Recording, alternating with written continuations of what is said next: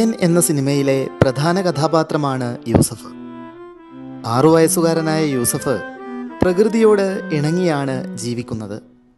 അവൻ്റെ പിതാവ് യാക്കൂബിന് തേൻ ശേഖരിക്കലാണ് ജോലി. സംസാരിക്കുമ്പോൾ വിക്കുള്ള യൂസഫ് ലജ്ജാലുവും അന്തർമുഖനുമായിരുന്നു. ക്ലാസ്സിൽ പാഠങ്ങൾ ഉറക്കെ വായിക്കാനൊന്നും അവന് സാധിച്ചിരുന്നില്ല. അമ്മയോട് പോലും വളരെയധികം സംസാരിക്കാത്ത യൂസഫ് അച്ഛനോട് വലിയ കൂട്ടായിരുന്നു.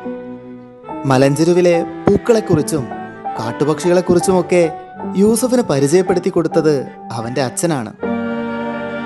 ഒഴിവു സമയങ്ങളിൽ മറ്റു കുട്ടികൾ മുറ്റത്ത് ഓടിക്കളിക്കുമ്പോൾ സ്വപ്നങ്ങൾ കണ്ടുകൊണ്ട് വിദൂരതയിലേക്ക് നോക്കി നിൽക്കലാണ് യൂസഫ്. ഒരിക്കൽ തേൻ തേടിപ്പോയ യൂസഫിൻ്റെ അച്ഛൻ പിന്നീട് തിരിച്ചു വന്നില്ല.